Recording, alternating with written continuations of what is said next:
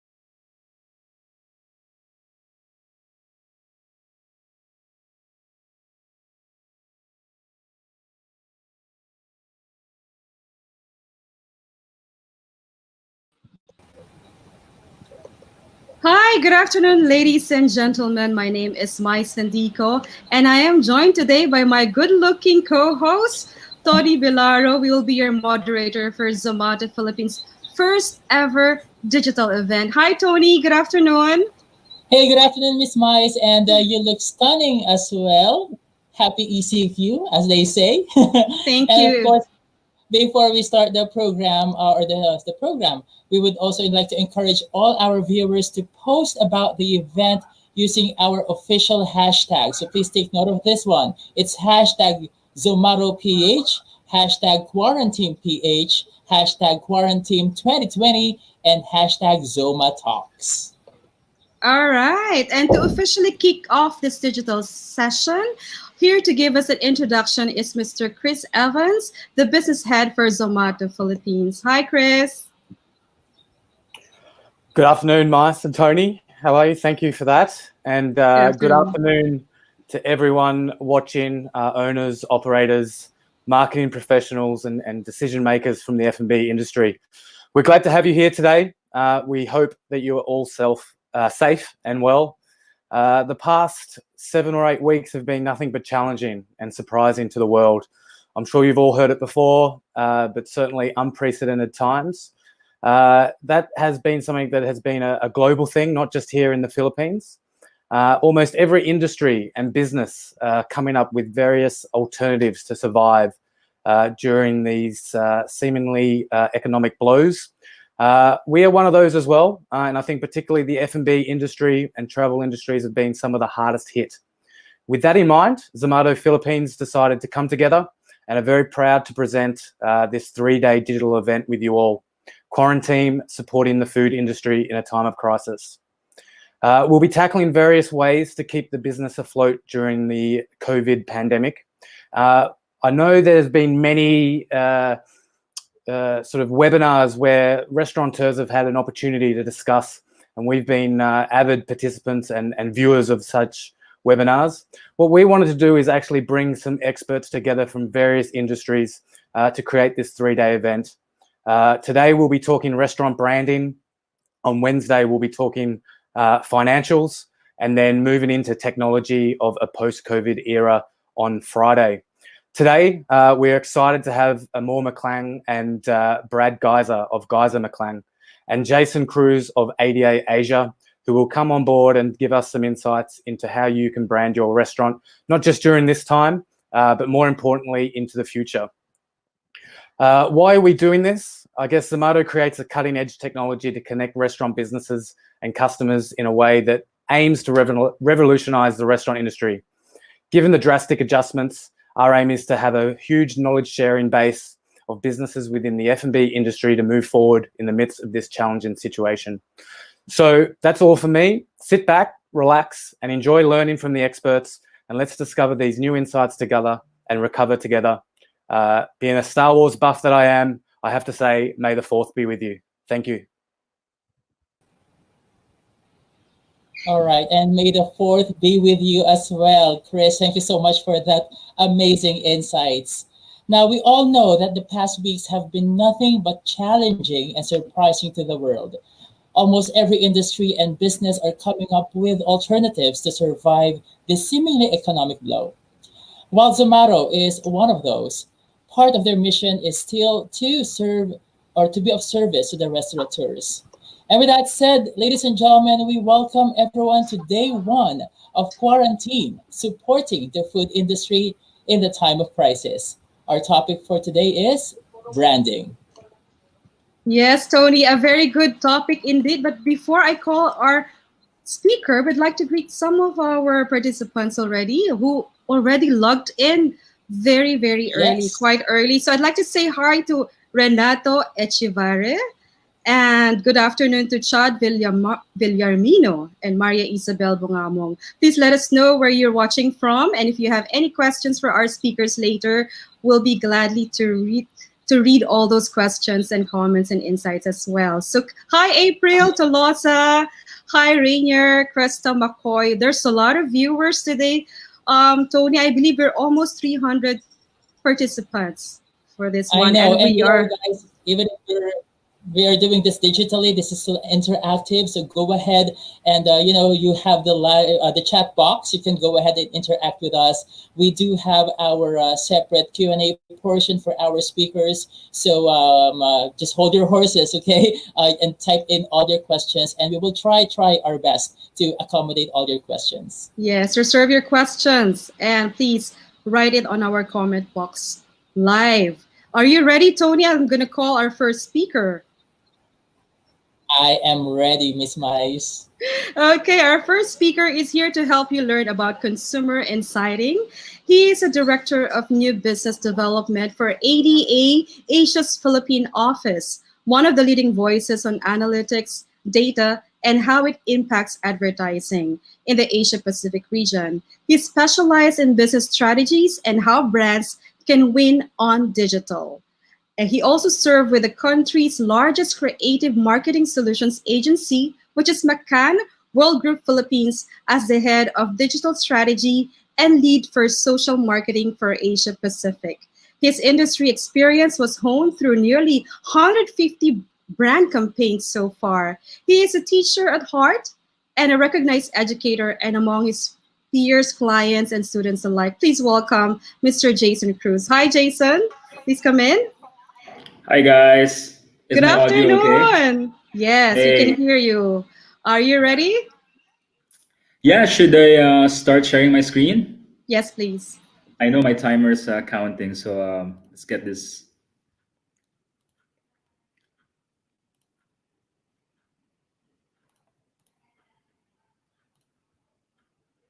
All right, everyone can see it.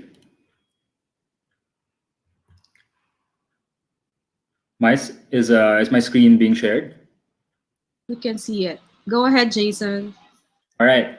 Hi guys, good afternoon. So this is a little bit strange because these Zomato events tend to be better in real life or in person. So hopefully this does some justice. So what I'll be sharing with you guys is kind of a road to recovery plan or a three-part game plan, is how I call it, on how you can use insights to help your business survive and even thrive post COVID-19. So, as a way of introduction, my name's Jason and I work with a data and AI company. I'm also a teacher. And since I am aware that I have no talent in the kitchen, I eat out a lot. And that's pretty much my credentials in being able to speak with you, restaurateurs, and business owners. First of all, I want to start this by saying that I have missed all of you, all of your restaurants, all of your food, your cafes as well, ever since the quarantine has forced your businesses to close down temporarily. So let me just get that out of the way. I've been forced to cook, and it's not been a very good experience. So I cannot wait to visit your establishments after this quarantine. If you have any questions, feedback, or if you want a copy of this presentation, please feel free to send me an email at jason.cruz@ada-asia.com. In the next 20 minutes, I'm going to be talking about three things. The first is just a quick recap of how we're never going back to the world that we once knew, what we can therefore do about it, and I've also want to leave you guys with some thought starters on win-win solutions, something that makes you win as a business owner, and as well as something that makes your customers win as your patrons and as your audiences. So the first is, let's talk a little bit about a permanently changed business landscape because of this pandemic. We know for a fact that the powerful tools of the trade has been taken away from you, from your ambience and physical experiences to the high service levels that the vast majority of you are very proud of, as well as engaging the customer senses with your food. These have been taken away because now people are literally not allowed to go and visit your establishments and take your food. And this brings about a debate of the new normal and its effects for a very high touch industry. I thought it was very interesting that I was typing this on Google yesterday. How will restaurants? Actually, I was going to type, how will restaurants deliver food? And this is precisely what happened. As you can see in the screen, these are the concerns that people have about restaurants. And I think it's very encouraging that people are looking for restaurants to reopen after this pandemic. It's a world that's been changed irreversibly, and I think the sooner we accept it, the better. But what can we do about it? I think we have to remember that what got us here, which is those physical experiences with your food, your beverages, will not get us there, and that there is a post-COVID-19 future. What made us win before as an industry may not make you win in the future. And what you can do about it is explore three ways to win. The first is to win with data. The second is with digitization, and the third one is design. Let's take a look at data first. I think that the first way for you to be able to win in this post COVID-19 world is use data as a way to augment what you know about your market and what you know about your customers. So, this is a very recent 90-day stretch of Google searches on Google Trends of what Filipinos are looking for online. And I thought it was very interesting that where to eat is kind of flatlined. There was a bit of an increase in searches for food delivery, but as the food delivery searches peter down, you'll also see a massive increase in people wanting to learn how to cook. And because these are very public and easy to access data, I think this is a good way for you to be able to pivot your business and shift how you think about running a restaurant or running a food business, given that people are definitely bringing the out of home experience into an in home experience. The second is conversion of analog or physical business practices into digital ones. I want to highlight three brands that I have good experiences with. These are real brands that I spend my money on, not sponsored at all. The first would be how Maxis Group has gone cashless. I thought that shift in how they wanted to run their business was something really good, something that is more necessary and more than ever. And I think as you convert your business model or your revenue model from cash to cashless, you're definitely poised to take advantage of this digitization of business processes. The second is my favorite coffee shop. I used to go to this almost every morning. That would be Because Coffee by Harlan Holden.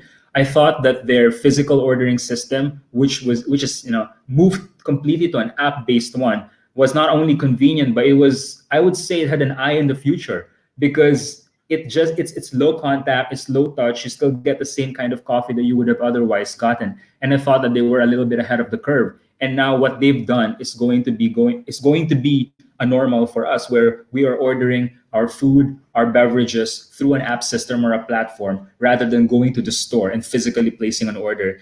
And my final example for digitization would be my favorite ramen restaurant in Manila, at least. That would be Yushoken and Mendocoro. I have always thought that the little sign on their placemat saying, if you want to enjoy ramen at home, we recommend instant noodles. I thought it was a very humbling and a very admirable thing that they did in terms of saving their business to allow people to consume their really good ramen in the comfort and in the convenience of people's homes. I think this is a good example of pivoting your business model, pivoting the things that make you a brand into something that is adjusted to how people are going to be consuming your product. And this will probably help them survive and even thrive in a post-COVID-19 world.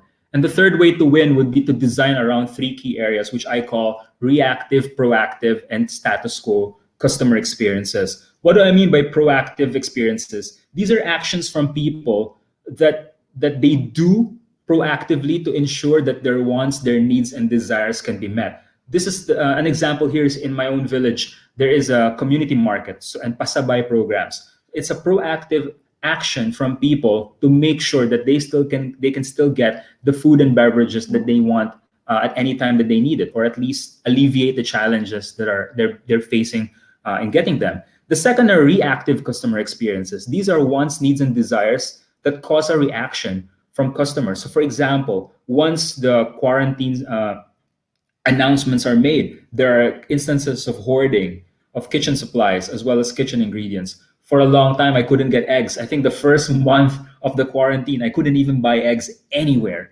because it's a reactive action from people to hoard something in case it becomes a scarce product. And the third are status quo behaviors, which is no change in behavior of people in relation to their business. So, for example, if you have always had a delivery service in the last several years, then people will continue patronizing your business because there is a status quo experience that they have with you and your business. There's no change. The question is, can you now scale it up? Can you now deliver it at maybe a faster tempo? Can you deliver it in a more delightful way? So it's just a matter of thinking about making it better rather than inventing something new. For proactive experiences, definitely needs an invention in terms of creating something for your brand.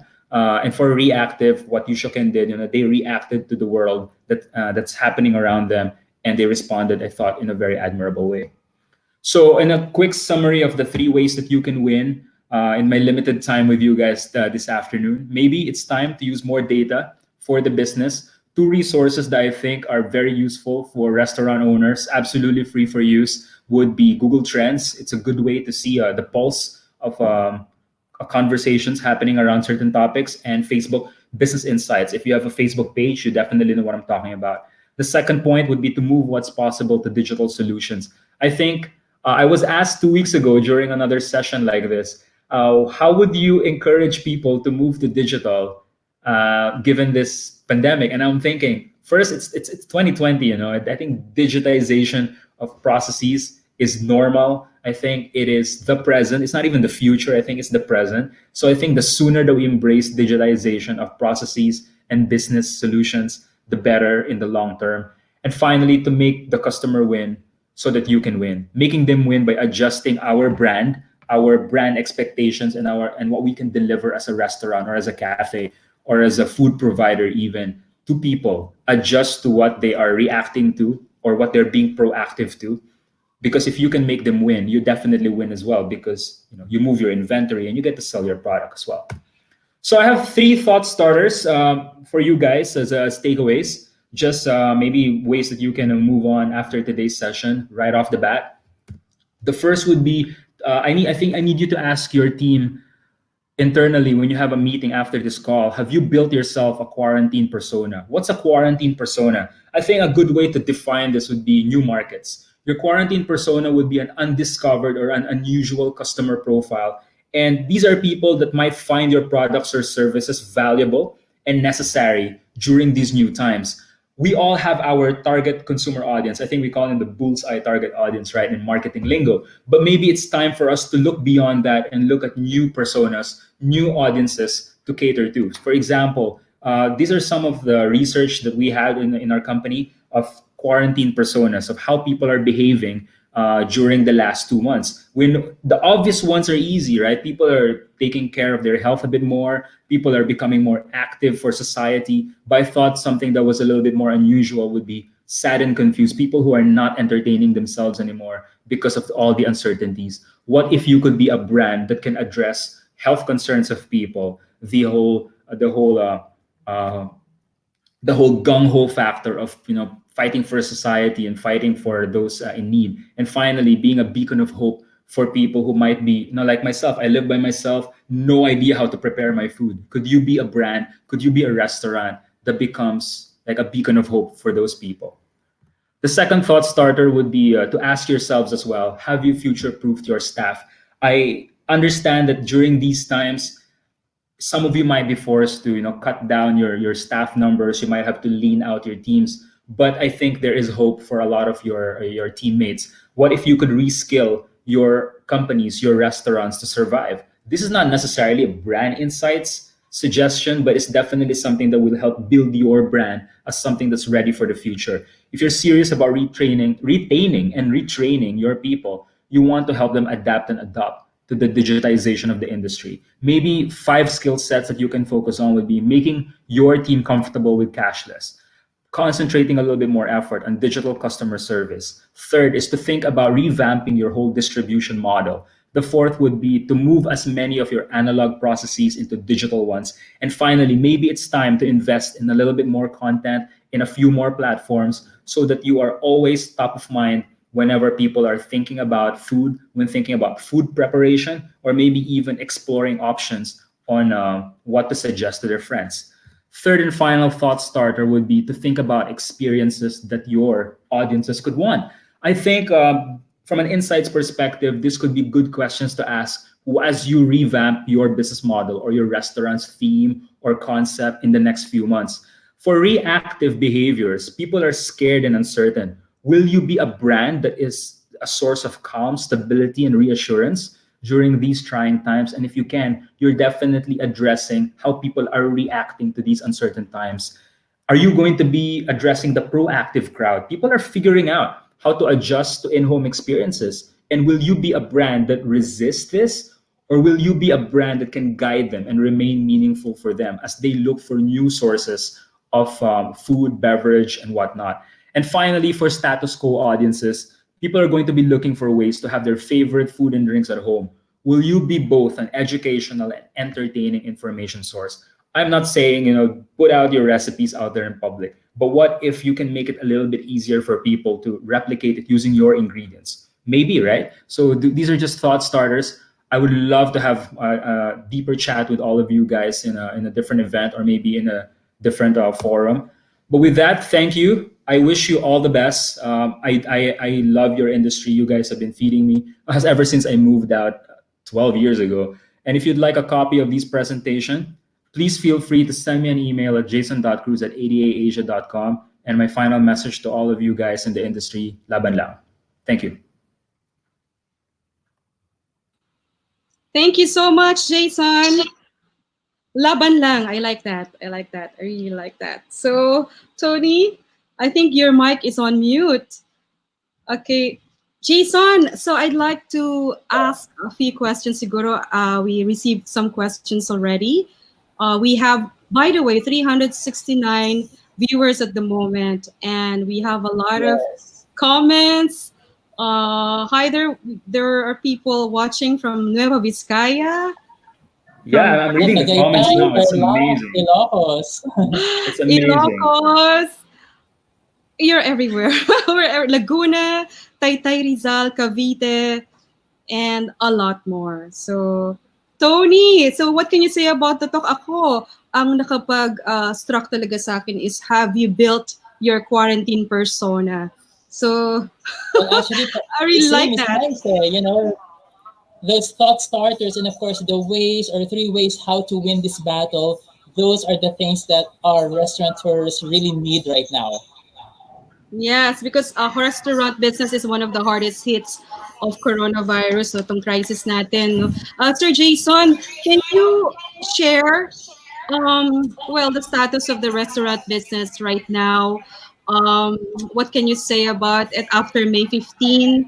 Is there a need to go back to the normal operation, or we can go takeaways or to go businesses for food? Right. Okay. So the last thing I want to do is make predictions, right? The last thing I want to do is like put set in stone recommendations here. But what my gut and my experience is telling me is that we are going to be, it's been 2 months. I think we're used to a lot of the things that we're doing, and how I talked about reactive, proactive, and status quo experiences of people. I think the whole delivery model, the whole cashless model, is going to be a status quo after this. That one I'm quite certain. I'm very confident that that's going to be happening. I think restaurants will still have a place in our lives. I think the F&B industry will always be an important thing for people. Even as a lot of us, myself included, learn how to prepare our own food at home, we realize that it's not that difficult if you're going for the basics. At the end of the day, food is an innately human and a social experience, and we are humans, and we're social creatures, and we're going to be one we're going to want to go to coffee shops, we're going to want to go to restaurants. I have so many chat groups, talking about, guys, let's catch up at this restaurant, let's catch up at a cafe, we need to all meet in person. I mean, I've been deprived of human contact for a while, so that's why I'm definitely gonna head out to a restaurant once it's open. But yeah, I think it's there's a lot of talk about the new normal, and I think the things that we're seeing now, like cashless, digitized processes, delivery systems, platforms from brands, community marketplaces, those are going to stay. I think they're going to stay just because they are showing people that kaya naman pala eh. You know what I mean? Kaya naman eh. So what will change, I think, is that restaurants and business owners might need to think about how they staff their companies. Will it demand more investment in digital training? I think so. Will it demand more customer service on digital? I think so. Will it demand stronger partnerships with delivery providers? I think so as well. Okay, very well said. Tony, we'd Yes, like and by the also way, mhm. you would like to ask a question, right? Mm-mm. Yes, actually, not a question though, but Marvin De Silva would like to confirm the email address of Sir Jason, and Oh yeah, please share it. I know it was very fast. Wait, I can share it again, or you guys can yes, can share it. please. Yeah, we'll be sending them. Yeah. And by the way, Oh, for those of you who are pre-registered for this event, you will be getting an online kit that includes the slides of our presenters today. So only for those who have pre-registered for this event. So there you go, guys. That's the email address of Sir Jason Cruz. So take note of that. Screenshot it. Ayan. So a lot of people are watching. We have from Tayabas and everywhere in the Philippines. yeah. Okay, we have a lot of good comments. Hi, Jason from Angao. Significant and concise presentation. Yan. I hope you took down notes also. And a lot of people are Yeah. watching from Laguna, Rizal, and different provinces. Great and concise presentation. And quick question daw from Glowy Ramiro Rabilia. Are There you communities go. going to be a long-term platform to engage customers? How do we continue to engage with them post ECQ? Yeah, it's a great question. The quick answer for that is yes. I think code communities is one of is an example of a proactive customer experience. I think yes, it's here to stay. How do you engage with them? I think there are many ways you can go about it. Off the top of my head, one would be to be part of that community and engage as the brand. The second would be to create your own community, build it around people who like specific things. So, for example, people who want coffee delivered to them every morning. I don't know. That's I would want that. So yeah, and then you can build your own communities, and I think it should not be a difficult time getting people to join those communities. We're so used to it. Personally, I'm a member of about 14 Facebook and Viber communities. Yeah, I counted before this presentation. So if you need anything, right, you can join these communities. So I think if you're a restaurant or a product or a service with a very specific with a very specific solution to a person's problems. For example, a particular food that you know you do really good versions of. Yeah, build your own. So join one, build your own. Another one would be to partner with them as either a partner restaurant or a partner cafe. Maybe you could be the sponsor of the community as well. All right. Okay. Well, I know you guys have a lot of things to ask Sir Jason, but we do have a separate Q&A later. He Yeah. will join the rest of our presenters for today. But for now, thank you Yep. so much, Sir Jason, for that very insightful session. Thank you, Thank you Jason. as See you well. later. See you later. So, Tony, would All like to right. call our next speaker. Go ahead. Yes, we are really excited for this, and we're just getting started, guys. So our next speakers are two halves of Geyser Maklang, one of the leading PR marketing communications, public affairs and risk, issues and crisis management companies in the Philippines. The first one is a global award-winning brand architect, experienced risk crisis reputation strategist, and marketing communications innovator.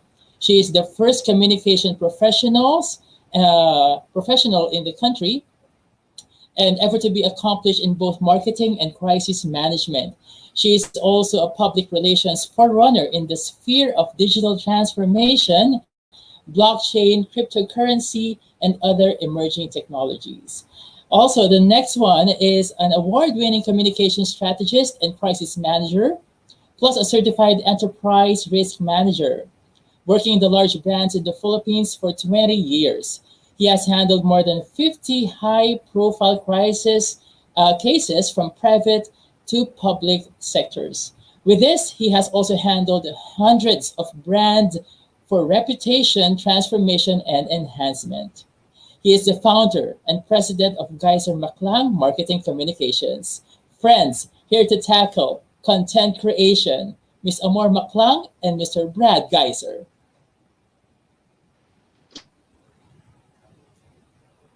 Hi Hello, guys. Hey, Ms. Amor and Brad. Hello. Are Hi we there. clear? Good morning. Hello. Or not good Hi. morning. Good afternoon. Sorry. Hi. All Hi. right. Hi, Everyone's very Tony excited. and Mice. Hello, Ms. Yes. Amor, and everyone's very Before excited for your talk. Yes, before yes, I turn it before over, I turn it over to Brad, I would like I to would like give to give context. context. Sorry, Brad, I Sorry, think Brad. I think you need to go on mute first. Hello. Okay.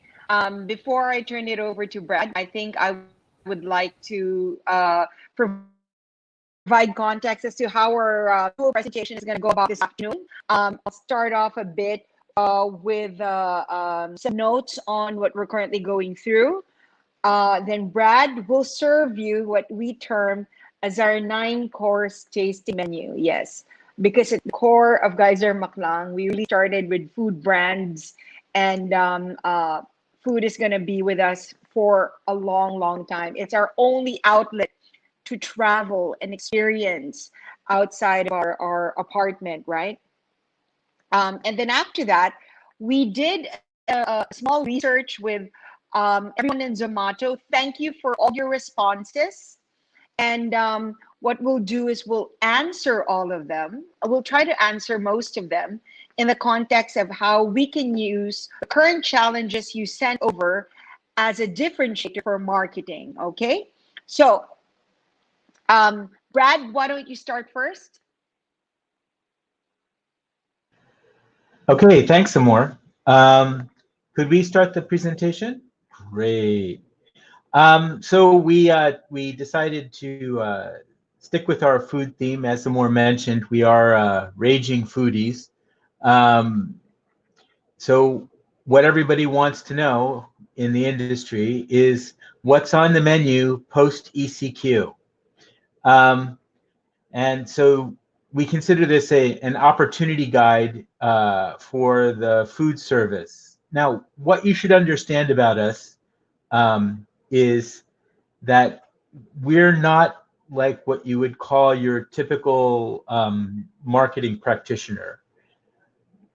We're used to dealing with brands and businesses that are having, I guess you can call it existential threats to their companies, and helping them deal with things they didn't prepare for, don't know how to deal with, and how to get through them.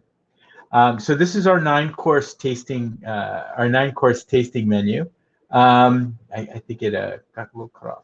Okay, so chapter one, pathfinders. So the thing is how you need to understand us is we basically go around and help companies when they are, when there's no way, they come to us, and we help them find the way. This is not what you would call a regular and normal skill set, because usually finding the way involves breaking rules, inventing new things, creating new workarounds that never existed before. It's really on the edge of innovation. We've been doing this now for 20 years, and you could say that what we do is we build very profitable reputations for businesses of all shapes and sizes. Because right now, this is you talk about brand. The problem is that the way people tend to understand brand is they understand like a name and a logo and an image, but that's not really the brand. That's like looking at a bottle of wine and saying the bottle is the wine. It's not. It's actually the reputation that is what's valuable. And so this is what we help build. Next slide, please. Okay. So let's start with a little appetizer. So that was our amuse-bouche. So our appetizer is called the Great Reset. Now, when people talk about innovation, usually what they talk about is the idea of finding some new way of competing against what's already out there. But this is the thing about the Great Reset. Technically, there's really nothing out there. We don't know what the world is going to look like post-COVID. Nobody's even sure what they're going to do. You have people who are saying they're going to go out and they're going to go see this and they're going to go do that. Really? You're going to go sit at that table? You're going to go put your in that chair? You're going to go put your hands on that table? You're going to go shake my hand? I don't think so. There is going to become a thing called social ostracizing for people who don't keep people safe. In any event, so the thing is you can only copy, if you can only copy what other people have done, what do you do when no one has done it? You need to be able to think in terms of what's in front of you and what do people really need. Some of you are going to close until clarity emerges. Not all of you are going to be able to innovate in this environment. And post ECQ is a blank canvas. No one really knows what they're going to do. the values have changed. Everyone's values have changed. Everyone's values have changed. And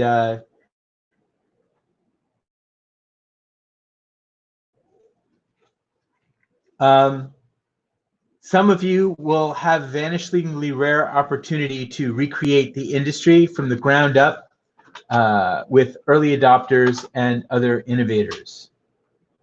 Next slide, please. So the next part of it is many of you are struggling to say where you're finding customers, but exactly the time when everybody is looking to start cooking and make things, this is exactly the time when the supermarket system has kind of broken down and become problematic. People spending hours and hours at the supermarket because they can only allow 50 people at a time. Major stockouts because the usual imported products aren't available. So you now have an opportunity, if you could reimagine yourself as somebody who doesn't just cook food and serve food, but as somebody who supplies where the big yawning gaps in the supply chain have opened up. You have a massive opportunity available for you. Don't just think of yourself in terms of I cook food, I serve food. Now, the other part of it is, and this is also wonderful for you, is local is the new safe. Local is the new safe. Local is the new important. Everyone has realized now that that the food system that's not a food system that doesn't have a local component to it is a vulnerable food system. So the desire to support local has never been stronger. And building communities is a wonderful idea so long as these are local communities. Think of yourself as like a community manager. Restaurants as an alternative ingredient sourcing for consumers. Again, the supermarkets are out of a lot of things. Recently, we were at a supermarket that was out of butter.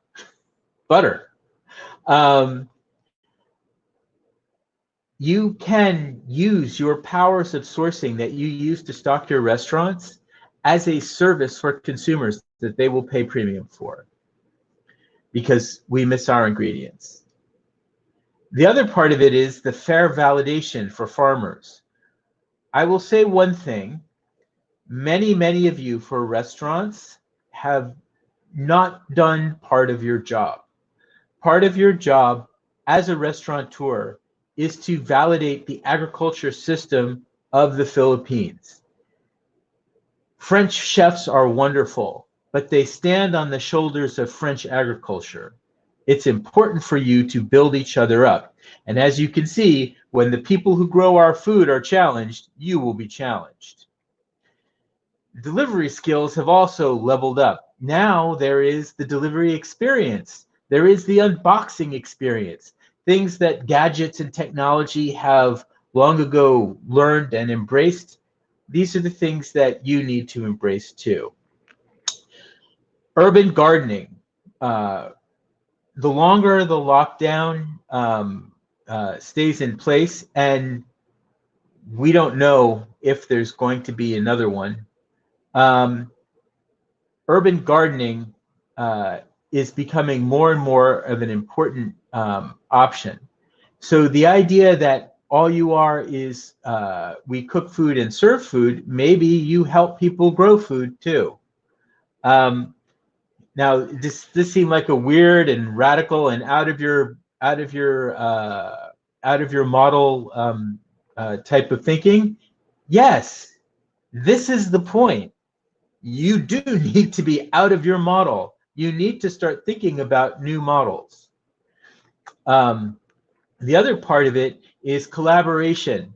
So one of the things that used to be a big deal is there would be people around the neighborhood who would cook things. Someone makes lasagna, someone makes cookies, someone makes crispy pata, and they serve them to others.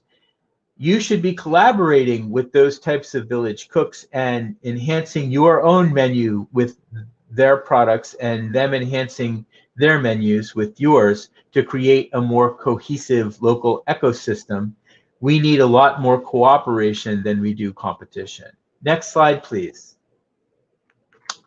So the other thing is right now, very likely, the customer is your cook. Food kits are an emerging trend. Mendocoro, which was mentioned earlier about, if you want takeout, go somewhere else. Well, guess what they're doing now? They have food kits. And actually, I tried one. It's very good. We really enjoyed the ramen. So the thing is just like the cooks in your restaurants, some cooks are better than others. Some customers make better cooks than others. Are you being sensitive to this fact? Because some people want more sophisticated, some people want very simple, and those are different markets now. Do you elevate their cooking skills? Some people want to become better cooks as a result of this. Are you helping them with your kits? Do you make them look good to their family? And do they look good on Instagram? Are you very Instagrammable? Becomes different because before Instagrammable was plating, now someone else is plating for you. So you need a different type of Instagram approach, probably closer to the unboxing part of it. They're bored. A lot of people are eating the same food over and over and over again. There's a lot of fatigue. And the reason why they're eating and ordering a lot of the same food over again is because they're not comfortable with branching out to lots of different sources. So if you're a trusted source, your ability to provide new fare to them is going to become very important. So whereas before, when you were a public restaurant where you would have these huge, local groups of people and you could just focus on one thing and that would be fine. Here in this environment, putting forth a variety or at least some innovations will prevent them from becoming bored with you. Another is, can you teach their kids to cook? So now one of the things is a lot of kids are out of school, a lot of kids are not learning anything. Now is a good time for kids to pick up some pretty important skills. And a lot of children never learn to cook. And it's becoming very clear that this is an important skill set. Maybe you can help. And also, finally, can you become an alternative to the raw ingredient shopping? You buy lots of products in bulk and you process them. Maybe all you need to do is specialty processing for your customers, and you can get a hold of the raw ingredient market as well at a premium. Next. 5, rethinking public space. Okay, sometimes the Philippines, one of the things that we do is we look at concepts that are coming from other countries and we adopt them because we think they know better. This is dangerous because our circumstances are not their circumstances. Social distancing in a small country with 118 million people is hard to impossible. Your restaurants don't have a lot of square footage inside of them, and you're trying to maximize all of that. Social distancing is going to be hard, if not impossible. You have to think social barrier. So when you think of it in the most basic terms, is everything that the customer touches fresh? Is the tablecloth fresh? Is the chair cloth cover chair duvet fresh? Are the utensils sealed and fresh? Is your food covered, right, when it's being served? How fresh are you? How are you using air purification systems that help take out viruses with UV? There are lots of things. You need to start looking at the barriers, the things that protect, the things that make the customer feel safe, the things that engender trust. A crowded restaurant is now an undesirable restaurant. Whereas before, people would remember the good old days when people would stand in line for crowded restaurants. Yeah, no. So transparent cooking spaces, we think, may also be very, very catchy. Not open cooking spaces, meaning that there needs to be barriers because that makes people feel safe. But people should be able to see in and make sure that your workers, your chefs, your cooks are covered and protected in the appropriate way. Super hygienic is what engenders trust. Next slide. Okay, now one of the things about Geiser McLang is we do a lot of research. So we'd like to talk to you about an emerging trend. This trend is called the Nutricurian. So this is derived from Epicurean. Epicurean means a person who derives pleasure from eating. And Filipinos have historically been Epicurean.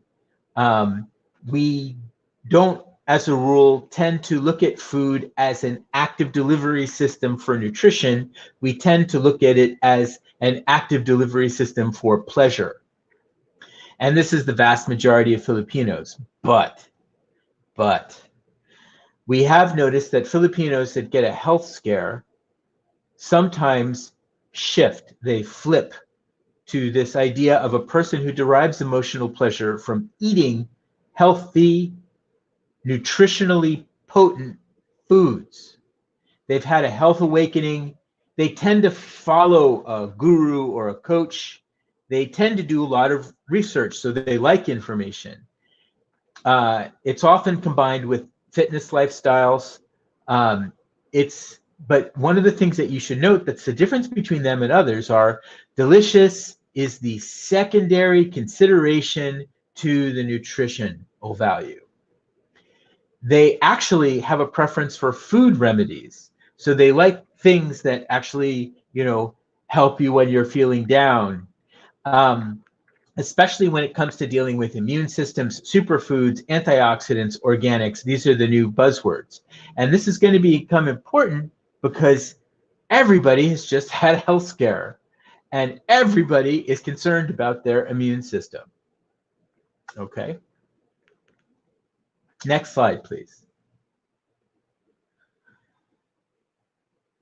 The next group that we talk about that you might want to consider is the idea of zero wasters. So I'm sure many of you are familiar with zero waste as a movement. This is the idea that they do not want to contribute to landfill, garbage, the ocean, plastic in the ocean.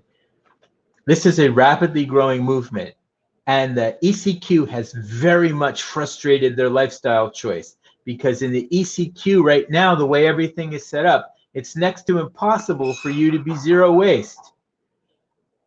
And I will tell you, the ideological amongst them will pay extra for a zero waste solution for getting food delivered to them.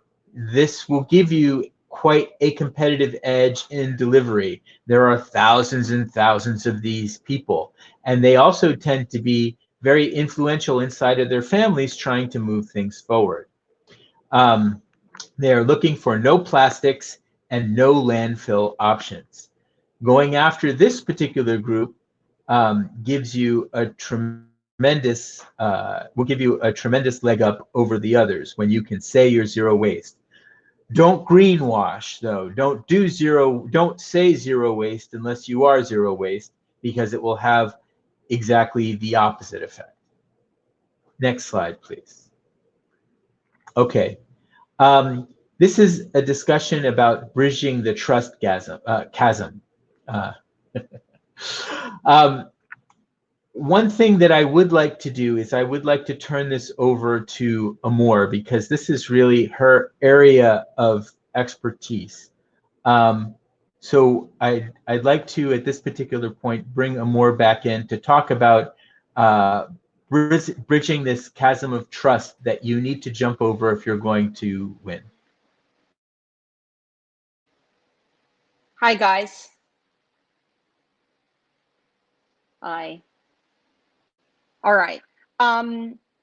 What I'd like to be able to do at this point is surface the findings of the research that we initially did with you. And thank you so much for the overwhelming response, because we wanted to make sure that your questions were properly addressed and answered, right? First and foremost, some of the questions were surrounding shifting product offerings. So when it comes to discussing about trust, Brad, we can just put on the cover slide. We wanted to make sure that we're able to speak to you regarding the real concerns that you guys have in the industry and give you practical marketing and branding solutions that you immediately run away with. First and foremost, dear Geyser Maklang, from dine in to take out, we don't do deliveries. Are we even going to open during the ECQ, or shall we just ride it out? First and foremost, you absolutely need to stay relevant, right? Out of taste, out of mind. So if they're yearning for a burger and they've always loved yours, you need to make sure that you are a viable, even you need to make sure that you are an available option. This is similar to what happens when you're out of stock in a supermarket. You can minimize the slide and it's okay. Thank you. I'm just going to talk to our audience. So it's similar when you're out of stock in the supermarket. It's an absolute no-no, because what will happen is your market will gravitate towards your competitors. Many are also saying we don't have our own fleet delivery solution. Amor, that is actually not a challenge at all. I mean, even a non-food delivery brand like Angkas has opened up Angkas Food and is now the preferred partner for many premium brands, right? So even a brand like Carmen's Best, which historically does not even deliver, is now partnered with, Angkas Food. And this is great for you, small restaurant owners. You don't have to acquire your own delivery fleet. Everything's outsourced.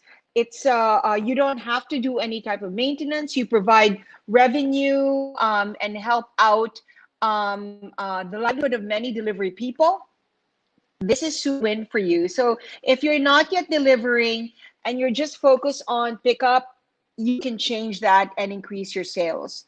Next, how do we maintain food quality and improve our turnaround time, right? This is a question for many of you.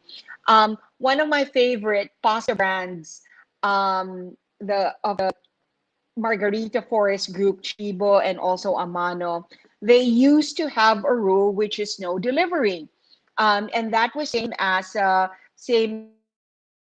Mendocoro, but they've since relaxed it with appropriate caveats as to how to cook and prepare the food, right? So you need to continue to be present. I need our chefs there, especially those restaurants that are chef driven and chef led, to relax a bit, or even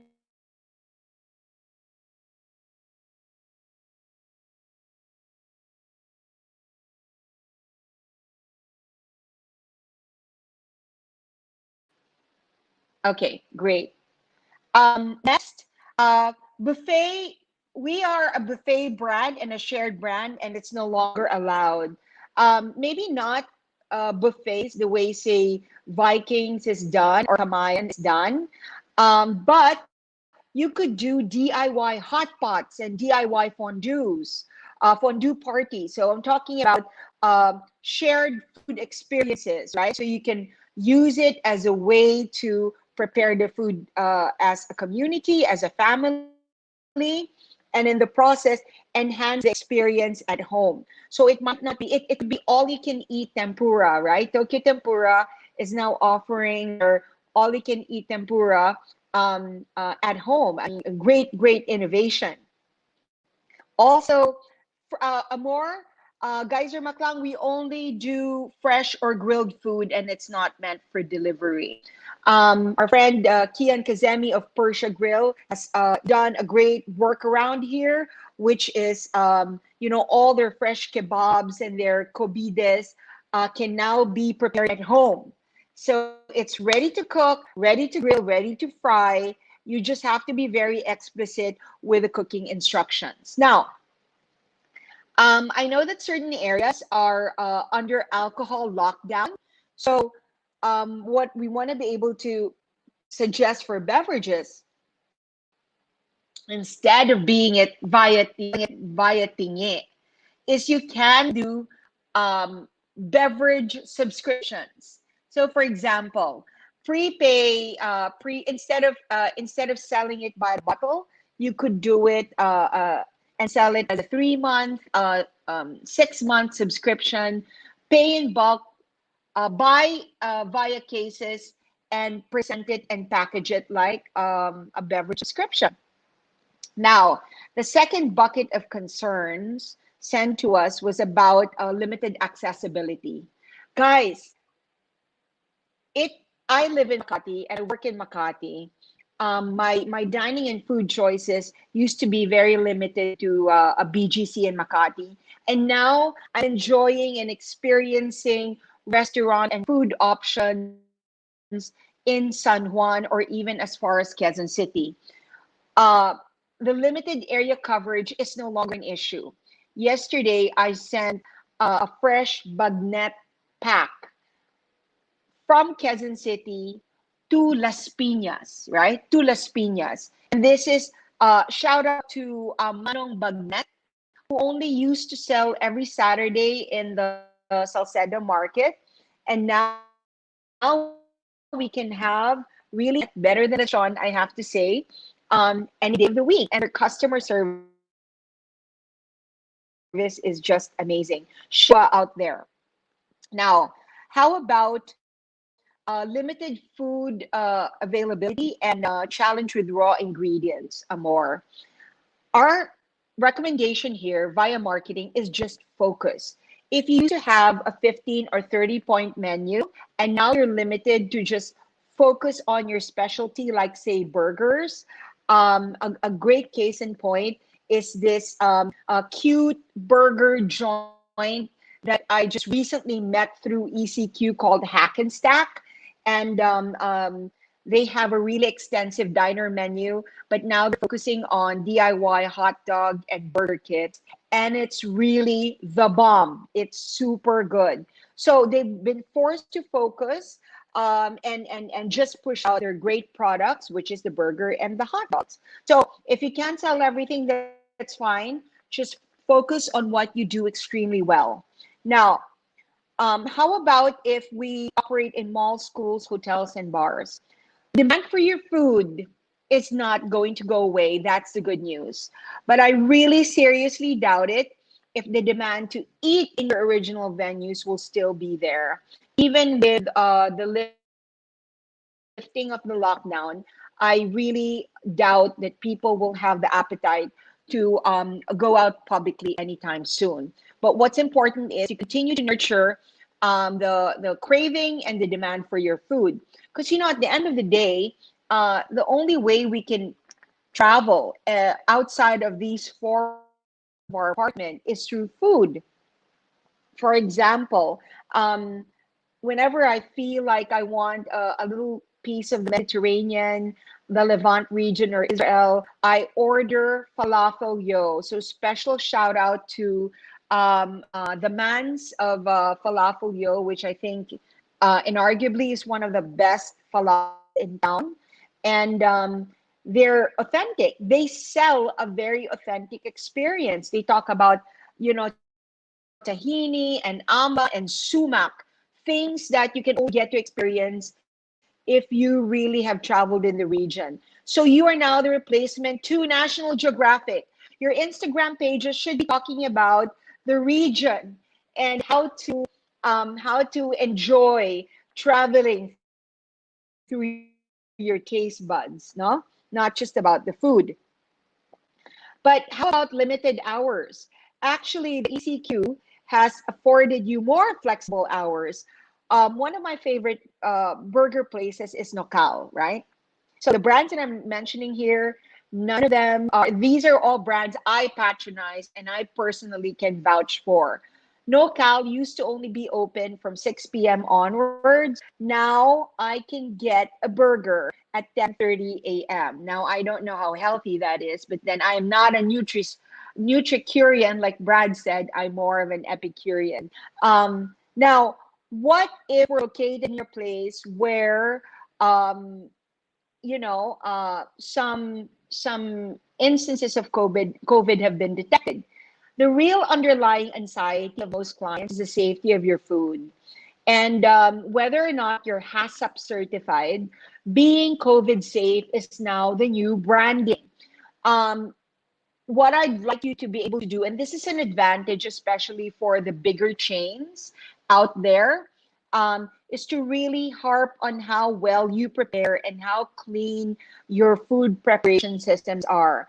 Make a TikTok video out of it. Make an infographic about it, because at the end of the day, they're not just buying how yummy your food is, but how safe you prepare it. So COVID safe is the new restaurant premium, food premium. Now, but more, we only accept cash, right?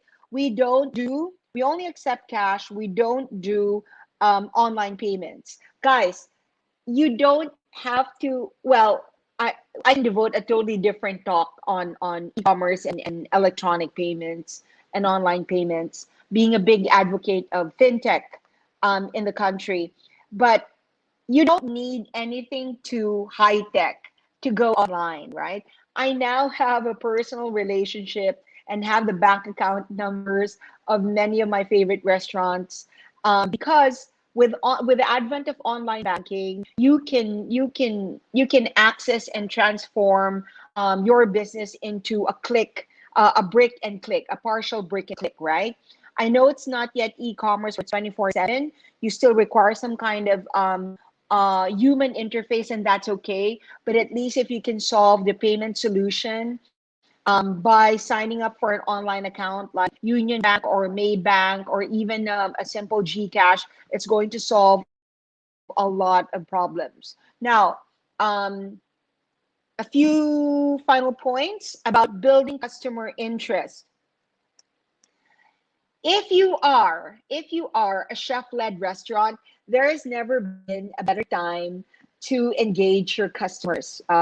I know of this catering chef. His name is Chef Juan Del Prado, who caters to the stars. He makes awesome paella and callos.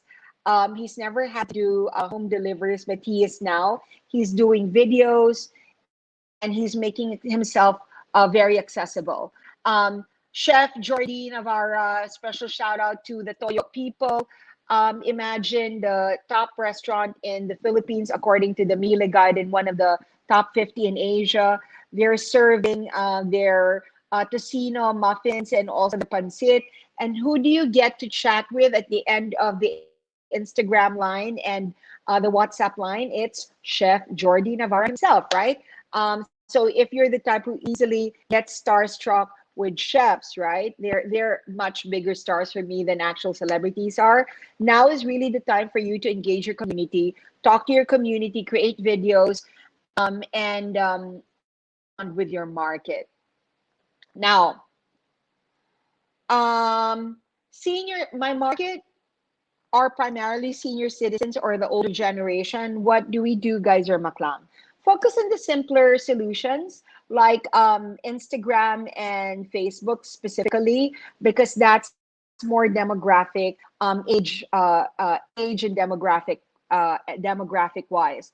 More importantly, you don't need any type of super high tech digital intervention to jump online. Advertising on Facebook is so DIY. What you really just need to do is come up with a sexy strategy and augment it with influencer marketing. Before I close, I'm going to turn it over to Brad to close with the influencers. But let me just walk through some more ideas very quickly based on your ask. Now, beating competition. Right now, there's an ongoing burger battle in my heart between, if I don't have the time, I have so many conference calls, I call in Ocal. And if I have the time, I call in Hack and Stack because they make their own burger kits, right? So effectively position yourself. You could either be ready to eat or ready to cook. Now, how do you transform if your brand is primarily an experiential brand, like say for example an ice cream brand like Baskin and Robbins, right, where they sell by the mega giant tubs? You can come up with a campaign that's related to binge watching. While you're binge watching on Netflix, why not binge eat ice cream for the family, right? For the family. That would be a cute and clever way. So dovetail on trends that are very relevant right now. So throw a crash landing on you binge party supported by Baskin and Robbins, for example. Or I just recently saw this great series called Into the Night, and I binge watched it. And what better way to do it than do it with ice cream? Now, finally, staffing issues, right? Staffing issues. Um, Now is the time to retool and upskill. So if they used to be wait staff, maybe now you can retool and retrain them to be customer service people to receive online requests or queries. To the restaurant owners who are doing deliveries for the first time, uh, please be less prescriptive and less strict. If your market is asking you to arrange delivery for them instead of the other way around, accommodate and do so and just charge them accordingly, right? Um, you have to make it as simple and as worry-free for them as possible. People are willing to pay for premium right now because of convenience and also because of boredom. Now, many of you are asking, as a final point, before I turn it over to Brad to close, we don't have budget for marketing, right? We don't have budget for marketing. This is not something that we needed to do before. Being heard and being felt and engaging with your community has never been more important than now.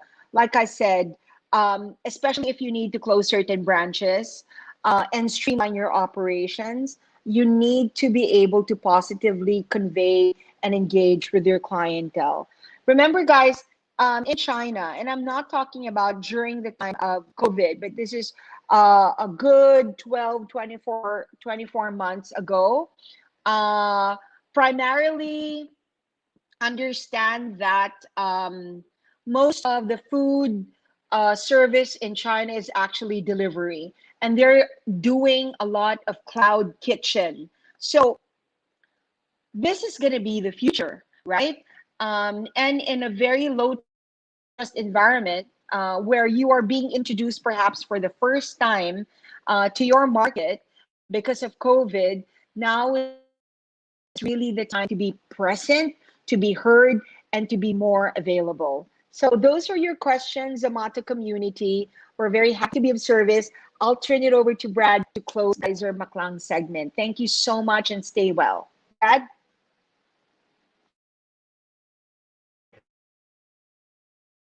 Yep. Thank you, Moore. Okay. Could you put the presentation back up, please? Thank you. All right. So as Moore had mentioned, the Philippines is a low trust environment. And this is the reason why, despite the fact that there are these lots of large websites and things, and some of them are successful, most Filipinos prefer to buy from someone they know, or at least they know of. They don't want to risk their food budget on someone they don't know or somebody who's not trusted. So this is one of the reasons why influencer marketing is still important, but has changed. It's now local community leaders, local influencers. It's geographic. That's going to become far more important for you in terms of creating a community and an ecosystem that will trust you to buy from them, to trust you to buy from you. Reputation that is clear and built from credible and connected will put you in everyone's mental list. That's what you want. You want to be in everyone's mental "what should I eat tonight" list. Got it. Next. Last slide. Okay, great. So let's talk about this from the way forward. It's really a three-step process. You need to work on three things. You need to work on your innovation.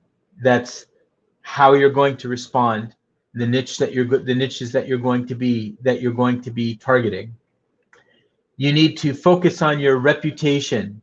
That's with a specific community, your local community, certain interest groups inside of the community, with influential people inside of that community. And then the third part of it is amplification. Once you have when you have the reputation and the innovation, pushing out your amplification will yield you the kind of results that you're really looking for. Because what will happen is if you amplify without doing your innovation and your reputation, particularly your reputation, they'll ask themselves, who are these guys? And if nobody answers them back, they're not gonna buy from you. They might buy from you if you're very creative and very innovative. Try, but it's not that effective. But if you're innovative and you've got the reputation and you amplify yourself, that's the formula. That's the one that gets you. That's the one that gets you the customers you need to stay alive. And we want you to stay alive. We want you to do well. You know, we want the food industry of the Philippines to stay strong. Thank you very much.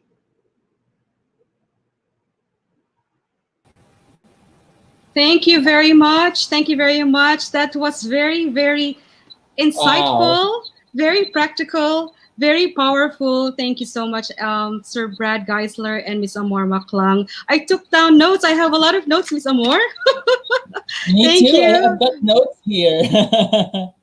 I would like to All right. also greet our viewers. Hi, Miss Amor from Davao, Gachi Gatchalian. And we have a few questions for you. But before that, we'd like to call on our speaker earlier, first speaker, Jason, for a Q&A. Sir Jason, please come in.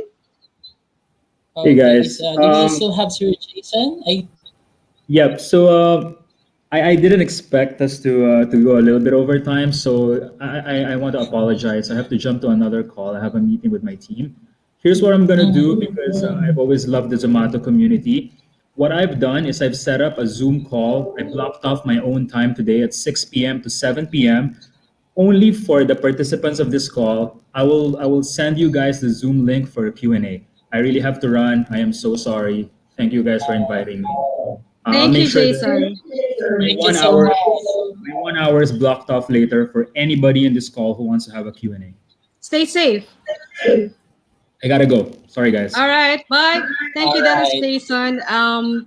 Please stay with us, Sir Brad, and with some more. We have a few questions. I have a lot of Yes. takeaways, actually, and I like what Sir Brad said earlier, that this is the great reset, but the possibilities is endless and limitless. There's no limitations. We can still grow, especially in the food businesses. And we have a question right here from Marvin De Silva. Brad, do you think that the social media will be bombarded so much of online ads and pitches for e-commerce and digital marketing? Well, they were already bombarded before COVID. So yeah, clearly there's going to be a lot of noise, but I believe that the Filipino people have a wonderful trick for getting around that, which is they only deal with people they know. They only deal with people who have a reputation. So just straight advertising really only gets you a very low percentage of very if there's a lot of really hungry, I can't find what I need, and you're really saying it just right, straight advertising works fine. But for most of us, for the vast majority of businesses, um, you need to have the reputation. We have a saying, cute saying, reputation precedes revenue. When you have the reputation, people buy from you. When you don't have the reputation, they'll see your ads. They might be a little curious, but they won't buy. So you really need that, and reputation is two parts. It's how you're known and who's saying it. Right. Thank you so much, Brad. And you know what? We are talking about not only the present situation, but more of sustainability and how to, to really come up with better solutions for this kind of crisis. But there's one thing here. We've been talking about, delivery and all, but we do have a question from our live feed here.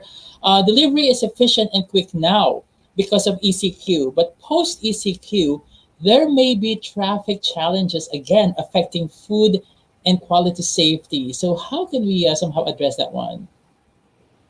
Yes, Yes, I'd like to address that. I'd like to address that if that's okay. Yeah, sure. Go ahead, Go Miss ahead, Emma. Okay. go ahead. I think the question, yes, the question is about once the ECQ is lifted, will traffic be back in play? Guys, that's exactly why we have the two-wheel delivery, right? So two-wheel delivery systems are really intended to obviate and undermine traffic. I think they're going to be here to stay. Motorcycle taxis as a means of public conveyance will continue to not be allowed under any type of community quarantine.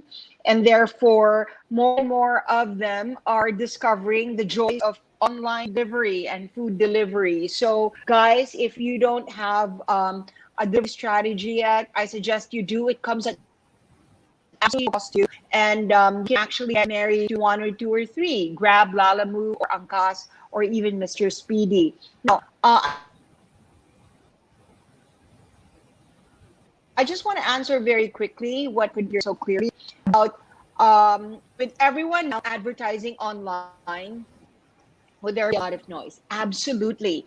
And that's why you can't just be doing advertising online. You need to have a strong cut through strategy, a unique story. That's one. Second, you need to get it out via your trusted sources or your influencers. That's why a lot of what we've been doing is doing product seeding to influencers, both media, foodies, etc.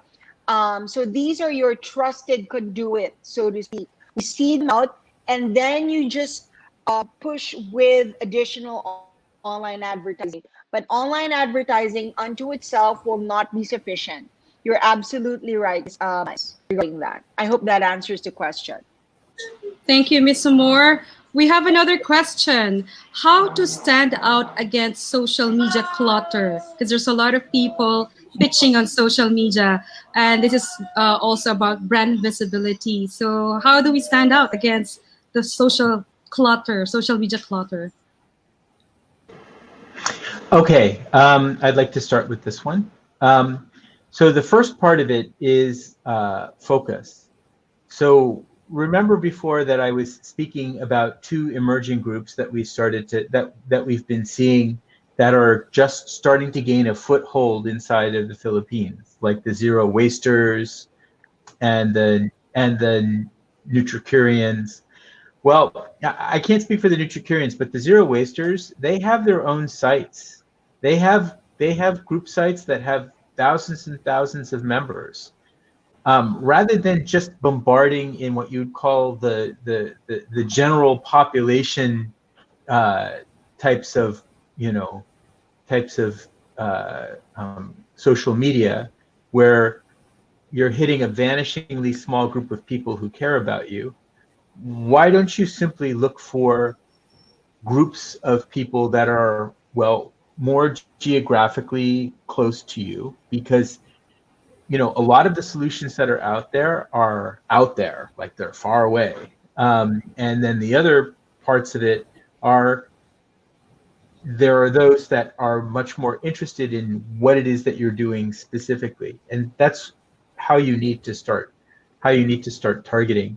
The big general types of advertising stuff, it's expensive and it's debatable how effective it is if your food establishment is below a certain size. Amor, Can I would you like to add that add? also? You're Yes, asking. please. Yes, absolutely. You're asking about how to stand out. The only way to stand out is really through focus. For example, if you are a home catering company and you serve 8 to 10 dishes, focus on only one thing, right? So once paella is what you do the best. Focus on paella, right? Um, Focus on one thing, right? I mentioned earlier about Hackensack. They have this extensive food menu. They've just decided to focus on their DIY burgers, and it's really I think we lost Miss Amor. Oh, we lost some more. Okay, I think she's coming back. Would like to greet Hold on. everyone Yeah. who's Okay. watching right now. And Felice Lim Perez, bravo, really enjoying this. So many good ideas and great information. Miss Amor is back. You may continue, Miss Yes, Amor. there you go. Yes, I'm back. Sorry, that's been very choppy. I hope that then answered it. Focus. Focus really on your one core product and make it shine. If only one thing they know about you, and you'd be top of mind for, focus on that. You do things well, focus on the one thing that you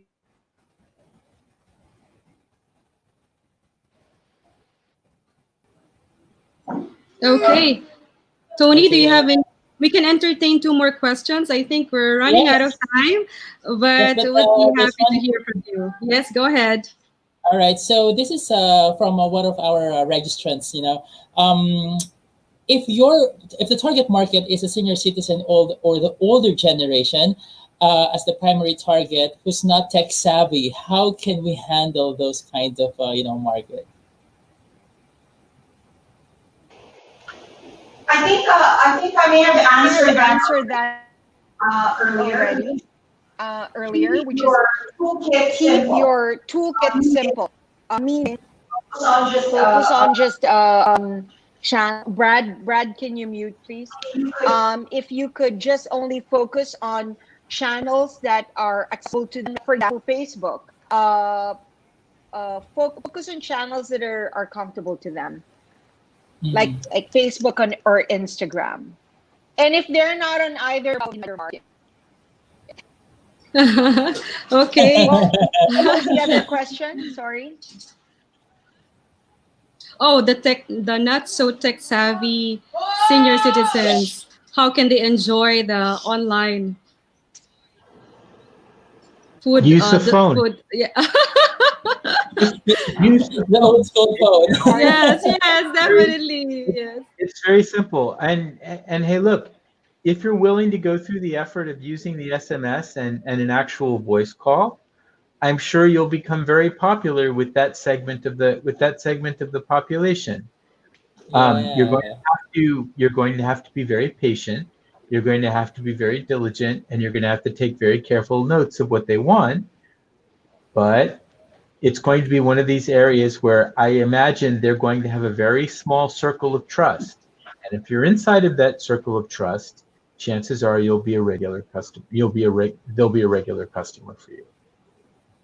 Oh, okay. Oh, there's another question here from our live audience from Nicole C. How about food carts or catering carts that only can operate during events like mobile bars, for example, I don't think there will be any social events anytime soon. How can we thrive during this time? I have a radical suggestion. Mhm. Okay. Um, so the radical suggestion, and so I'm not talking about what we'll call, I'm talking carts. I'm not talking about booths. I'm talking carts. Um, do cart delivery. One of the nice things about carts are they keep food in sort of pristine condition up until it's being served. For example, an ice cream cart, the ice cream that's being served from it is really fresh from the freezer. Hot dog cart, the hot dog is nice and hot and fresh, or the burger cart, or the fishball cart, or whatever cart it is. Go to the location. Go to the location. Be your own delivery agent. Go to the location and deliver up.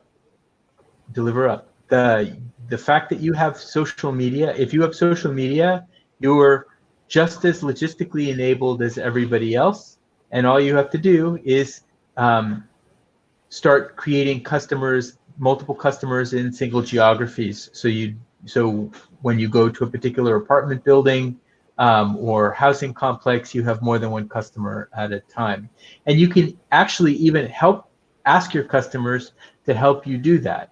There is no problem in this COVID lockdown phase for asking for help from the customers that love you, because the customers that love you want you to succeed, and will actually create a certain amount of ownership for your product, brand, salesperson. So that's how I would handle it. All right. Thank you for answering all the questions, Brad. And I think we lost Miss Amor, but I hope she would come back. Because, ladies and gentlemen, for all those who are viewing us right now, that's the end of today's open forum. Thank you so much once again to Ms. Amor, Sir Brad, and Sir Jason for gracing today's QuaranTeam episode of Zomato. Now, before we officially end this webinar, we will now call on Mr. Chris Evans to digitally present a certificate of appreciation to our guest speakers. Any questions, Brad, on my Instagram. Okay, and guys, if you have any more questions, please, by all means, come visit Amor McLang on her Instagram. So just look for Amor McLang on Instagram, and she will answer any questions you have. We are here to help the Philippines. Yes. Just say Zomato so she knows. We can hear you, Miss Amor. Yes, we can. There's a lot of questions actually on our live comments from our participants and also from our Facebook page. You might want to visit that also or get the Yes. questions. And is there any email address that they can send inquiries about content creation and marketing? Would you like to announce that, Brad? Sure. If you want to reach us via email, that's info@Geyser McLang Network, GeyserMcLangNetwork.com. info@GeyserMcLangNetwork.com. That's info@geysermclangnetwork.com. Yes. Okay. So we have Chris here. Hi, Chris. Hey guys, how you doing? Good. Thank you everybody for your insights. I think I'll just reiterate as well that everybody who's pre-registered will receive a copy of the slides from each speaker, not just today, but on Wednesday and Friday's session as well. And that will include the appropriate contact details. So, of course, the most important opportunity here is to share some knowledge, which we've had today. As always is the case with events in the Philippines, I'm finding time is of the essence and they always run a little bit over.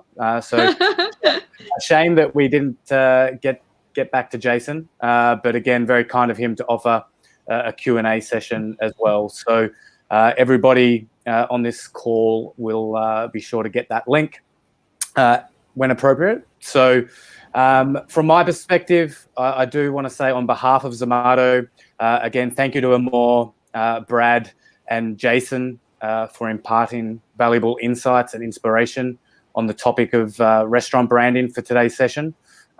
Greatly appreciated. We'd normally hand you a physical certificate, but in lieu of a physical event, we'll showcase some digital appreciation certificates for your time.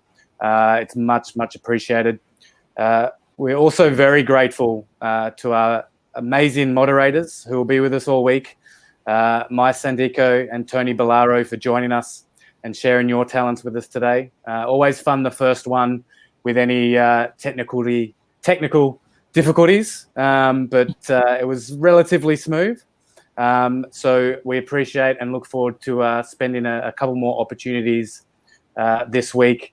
I know the Zomato community have sent in lots of questions, and we'll be engaging you guys throughout this week and beyond with recordings of the session, slides, and further opportunities just to, at the end of the day, I don't think anyone's got the silver bullet or the right answer to what's happening right now. I think the thing is to stay flexible, stay fluid, and just learn as much as you can. Trial and error will be a big thing we see over the next weeks and months.